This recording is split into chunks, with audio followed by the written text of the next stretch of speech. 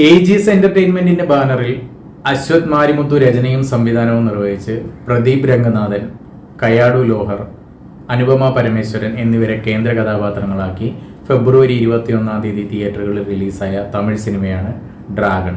സിനിമയെ പറ്റി പറയുകയാണെങ്കിൽ, അതായത് കുറേ നാളുകൾക്ക് ശേഷം, കൃത്യമായിട്ട് പറയുകയാണെങ്കിൽ ലബർ പന്ത് എന്ന് പറയുന്ന തമിഴ് സിനിമയ്ക്ക് ശേഷം തിയേറ്ററിൽ പോയി കണ്ട് ഭയങ്കര മനസ്സ് നിറഞ്ഞ് ഭയങ്കര സാറ്റിസ്ഫൈഡ് ആയിട്ട്, അല്ലെങ്കിൽ ഭയങ്കര ഒരു എന്താ പറയുക, ഭയങ്കര സന്തോഷത്തോടെ ഒരു സംതൃപ്തി ഉണ്ടാവുക എന്ന് പറയുന്നത് ഒരു സിനിമ കണ്ടിട്ട്, അങ്ങനെ സിനിമ കണ്ട് ഇറങ്ങാൻ എനിക്ക് സാധിച്ച സിനിമയാണ് ഡ്രാഗൺ. സിനിമ തുടങ്ങുന്നത് തന്നെ ഒരു സിനിമയിലെ നായകനായ പ്രദീപ് രംഗനാഥൻ അവതരിപ്പിക്കുന്ന കഥാപാത്രം +2 96% മാർക്ക് വാങ്ങി ഗോൾഡ് മെഡലൊക്കെ മേടിച്ചിട്ട് അദ്ദേഹം ഒരു പെൺകുട്ടിയെ പ്രൊപ്പോസ് ചെയ്യാണ്. അദ്ദേഹത്തിന് ഒരു റിജക്ഷൻ കിട്ടുകയാണ്. ആ ഒരു റിജക്ഷനിൽ നിന്ന് തുടങ്ങുന്ന കഥയാണ് ഡ്രാഗൺ എന്ന് പറയുന്ന സിനിമ പറയുന്നത്. സിനിമയിൽ പ്രദീപ് രംഗനാഥൻ, അനുപമ പരമേശ്വരൻ, കയാടു ലോഹർ എന്നിവരെ കൂടാതെ മിഷ്കിൻ, ഗൗതം വാസുദേവ് മേനോൻ, ജോർജ് മരിയം, സ്നേഹ എന്നിവരെ കൂടാതെ ധാരാളം പുതുമുഖ നടീനടന്മാരും സിനിമയിൽ എത്തുന്നുണ്ട്. സിനിമ പറയുന്ന കുറേ കാര്യങ്ങളുണ്ട്. സൗഹൃദം പറയുന്നുണ്ട്, പ്രണയം പറയുന്നുണ്ട്, പേരന്റിങ്ങിനെ പറ്റി സംസാരിക്കുന്നുണ്ട്.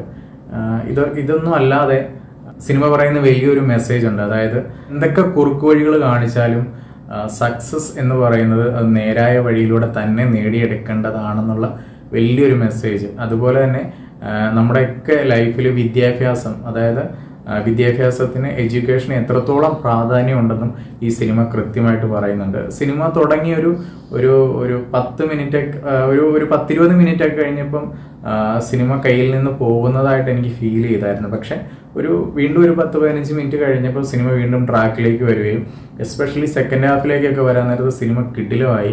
അതായത് ചില സീനുകളിലൊക്കെ 3 ഇഡിയറ്റ്സ് എന്ന് പറയുന്ന സിനിമയിലെ ചില സീനുകളോട് ഞാൻ ഒരിക്കലും താരതമ്യപ്പെടുത്തുകയല്ല, പക്ഷെ ഒരു സാമ്യം തോന്നി. ആ ഒരു കണക്ഷൻ കിട്ടിയായിരുന്നു. അതൊക്കെ വളരെ മനോഹരമായിട്ട് തന്നെ തോന്നി. പിന്നെ സിനിമയിൽ ഏറ്റവും എടുത്തു പറയേണ്ടത് പെർഫോമൻസുകളാണ്. കിഡിലം പെർഫോമൻസ് എന്ന് പറയുന്ന കിഡിലം പെർഫോമൻസുകളായിരുന്നു. പ്രദീപ് രംഗനാഥൻ്റെ തന്നെ അദ്ദേഹം നായകനായിട്ട് ഇതിനു മുൻപ് ഇറങ്ങിയ ലവ് ടുഡേ എന്ന് പറയുന്ന സിനിമ കണ്ടിട്ടുണ്ടെങ്കിൽ തീർച്ചയായിട്ടും ഈ സിനിമ ഇഷ്ടപ്പെടും. അദ്ദേഹത്തിൻ്റെ ഒരു ആക്ടിങ്ങിൻ്റെ ഒരു സ്റ്റൈലുണ്ട്, വളരെ കുറച്ച് ഡിഫറെൻ്റ് ആയിട്ടുള്ള ഒരു രീതിയിലുള്ള ഒരു ആക്ടിങ് സ്റ്റൈലാണ് ഈ സിനിമയിലും വളരെ മികച്ചതായിട്ട് തന്നെ ചെയ്തിട്ടുണ്ട്. അതുപോലെ തന്നെ അനുപമ പരമേശ്വരൻ്റെ കുറേ നാളുകൾക്ക് ശേഷമുള്ള ഒരു മികച്ച കഥാപാത്രം തന്നെയാണ് ഈ സിനിമയിൽ അവതരിപ്പിച്ചേക്കുന്നത്. അത് കഴിഞ്ഞാൽ പിന്നെ മിഷ്കിൻ വളരെ ഡിഫറെൻ്റ് ആയിട്ടുള്ള ഒരു റോളാണ് ഈ സിനിമ ചെയ്തേക്കുന്നത്. നല്ല രസമുണ്ടായിരുന്നു. അതുകൊണ്ട് തന്നെ ഗൗതം വാസുദേവ് മേനോൻ്റെ ക്യാരക്ടർ ഭയങ്കരമായിട്ട് പെർഫോം ചെയ്യാനായിട്ടുള്ള ഒന്നും തന്നെ ഉള്ളതായിട്ട് തോന്നിയില്ല. പക്ഷേ എങ്കിലും മനോഹരമായിട്ട് തന്നെ ചെയ്തിട്ടുണ്ട്. എല്ലാവരും മൊത്തത്തിൽ നന്നായിട്ട് തന്നെ ചെയ്തിട്ടുണ്ട്. അതുപോലെ തന്നെ പ്രദീപ് രംഗനാഥൻ അവതരിപ്പിക്കുന്ന ഡ്രാഗൺ എന്ന് പറയുന്ന കഥാപാത്രത്തിൻ്റെ കൂടെ തന്നെയുള്ള കുട്ടി ഡ്രാഗൺ എന്ന് പറയുന്ന കഥാപാത്രം അവതരിപ്പിക്കുന്ന ഒരു നടനുണ്ട്. എനിക്ക് ആളുടെ പേരറിയത്തില്ല. പുള്ളി കിടിലമായിട്ട് തന്നെ ചെയ്തിട്ടുണ്ട്. എസ്പെഷ്യലി സെക്കൻഡ് ഹാഫിൽ കോമഡിയൊക്കെ, പുള്ളി കൊണ്ടിരുന്ന കോമഡിയൊക്കെ നന്നായിട്ട് വർക്കൗട്ട് ആവുന്നുണ്ടായിരുന്നു. ഇത് ലവ് ടുഡേ എന്ന് പറയുന്ന സിനിമയ്ക്കകത്തുള്ള കണക്കുള്ള ഒരു കണ്ടിന്യൂസ് കോമഡി പറയുന്നൊരു സിനിമയല്ല. ഇതിനകത്ത് കോമഡി ഉണ്ട്. അതുപോലെ തന്നെ അതായത് കുറേ ചിരിപ്പിച്ചു, അതുപോലെ തന്നെ കുറേ ചിന്തിപ്പിച്ചു, കുറേ കരയിപ്പിക്കുകയൊക്കെ ചെയ്തൊരു സിനിമയാണ്. ടെക്നിക്കൽ സൈഡിലേക്ക് വന്നാലും എല്ലാ മേഖലയും വളരെ നന്നായിട്ട് തന്നെ നിൽക്കുന്നത്. എഡിറ്റിംഗ് ആണെങ്കിലും സിനിമാറ്റോഗ്രഫി ആണെങ്കിലും ഒക്കെ വളരെ നന്നായിരുന്നു. മ്യൂസിക് എനിക്ക് ഭയങ്കരമായിട്ട് ഇഷ്ടപ്പെട്ടു. നല്ല പാട്ടുകളായിരുന്നു. അതായത് ആ സിറ്റുവേഷൻ അനുയോജ്യമായിട്ടുള്ള പാട്ടുകൾ തന്നെയായിരുന്നു. പക്ഷേ ബാക്ക്ഗ്രൗണ്ട് സ്കോറിലേക്ക് വരാൻ നേരത്ത് എനിക്ക് ചില സ്ഥലങ്ങളിലൊക്കെ അടിപൊളിയായിട്ട് തോന്നി, നന്നായിട്ട് തന്നെ തോന്നി. ചില സ്ഥലങ്ങളിലൊക്കെ ഒരു ഓക്കെ ഫീൽ മാത്രമേ തോന്നിയുള്ളൂ. ലിയോൺ ജെയിംസ് എന്ന് പറയുന്ന ആളാണ് മ്യൂസിക് സ്കോർ ചെയ്തിരിക്കുന്നത്.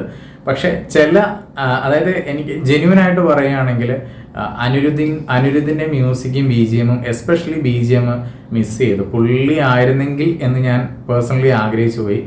പുള്ളിയുടെ ഒരു സ്കോർ അറിയാമല്ലോ. അതായത് ഒരു എന്താ പറയണ്ട, ഒരു 50% നിൽക്കുന്ന സിനിമയെ പുള്ളി 100ലേക്ക് എത്തിക്കാൻ കഴിവുള്ള ഒരു ഭയങ്കര ഒരു മ്യൂസിക് ഡയറക്ടറാണ് അനിരുദ്ധ്.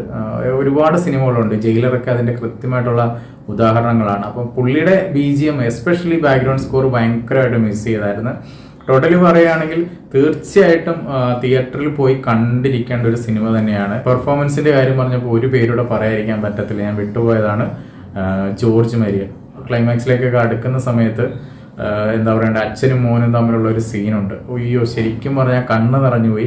കിടിലമായിട്ട് തന്നെയാണ് ചെയ്തേക്കുന്നത്. സിനിമ കണ്ടിട്ടുണ്ടെങ്കിൽ തീർച്ചയായും കമൻറ്റ് ചെയ്യുക, കണ്ടിട്ടില്ലെങ്കിൽ തീർച്ചയായിട്ടും തിയേറ്ററിൽ പോയി തന്നെ കാണാനായിട്ട് ശ്രമിക്കുക. പുതിയൊരു സിനിമയുടെ വിശേഷങ്ങളുമായിട്ട് അടുത്ത ദിവസം വരുന്നതുവരെ ഗുഡ് ബൈ.